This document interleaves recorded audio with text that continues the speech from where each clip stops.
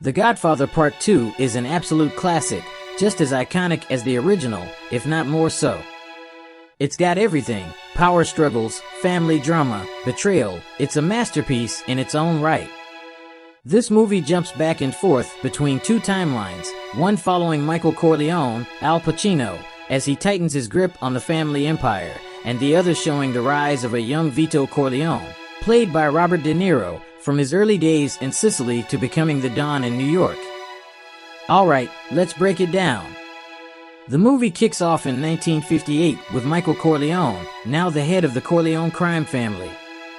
He's running the family business from his lavish Lake Tahoe compound. But while the first movie was about Michael stepping into his father's shoes, this one is all about how that power starts corrupting him, isolating him from the people he loves, and turning him into a colder, more ruthless version of himself. You can feel the tension from the beginning. At his son's first communion party, Michael is playing the gracious host, but underneath, things are crumbling. There's betrayal brewing within the family and the business. One of the most intense storylines is Michael's deteriorating relationship with his older brother Fredo. Now, Fredo's always been kind of weak, but in this movie, his betrayal cuts deep. Michael finds out that Fredo has been working with Hyman Roth, this shady Jewish mobster, and their enemies. This isn't just a business betrayal, it's personal, and the way Michael handles it is chilling. He tells Fredo, "You broke my heart," and you know right then that Fredo's fate is sealed. And speaking of ruthless, let's talk about Michael's marriage to Kay, Diane Keaton. Their relationship is in freefall. Kay's increasingly unhappy with the criminal life they're living, and Michael's more distant than ever. There's this heartbreaking moment when she tells Michael that she had an abortion because she couldn't stand the thought of bringing another child into the Corleone family. Michael loses it, his anger just explodes. He slaps her, and from that moment, their relationship is beyond repair. Kay eventually leaves, taking the children with her.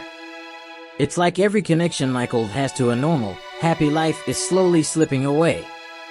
On the flip side, we get flashbacks to Vito Corleone's rise to power, and it's fascinating to see the contrast. Young Vito, played brilliantly by Robert De Niro, is nothing like the ruthless Michael. He's calculated, but he's got a sense of honor. The film shows Vito's journey from a young boy in Sicily, whose family is murdered by a local mafia chieftain, to his immigration to New York. There, he begins his rise by first taking out a local tyrant, Don Fanucci, and becoming a respected figure in the Italian-American community. His story is one of building a family, but it's not purely for power, it's about respect, loyalty, and protection.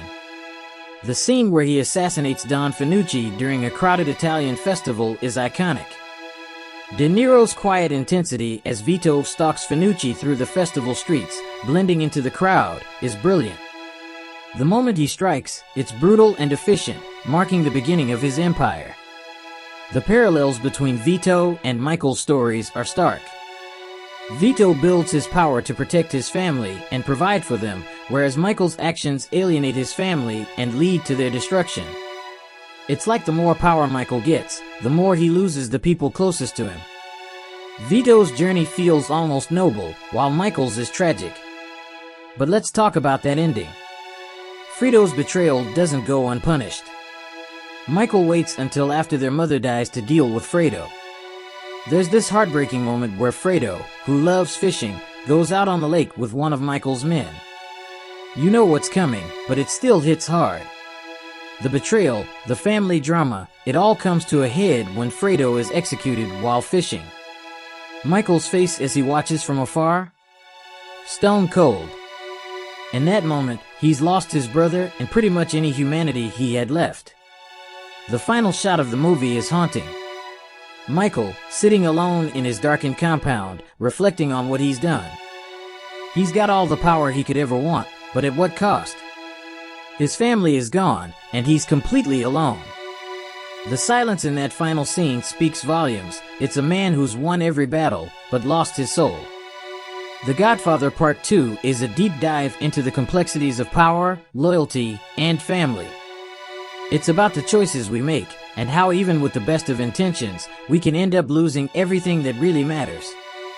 It's the perfect continuation of the Corleone saga, rich, tragic, and unforgettable.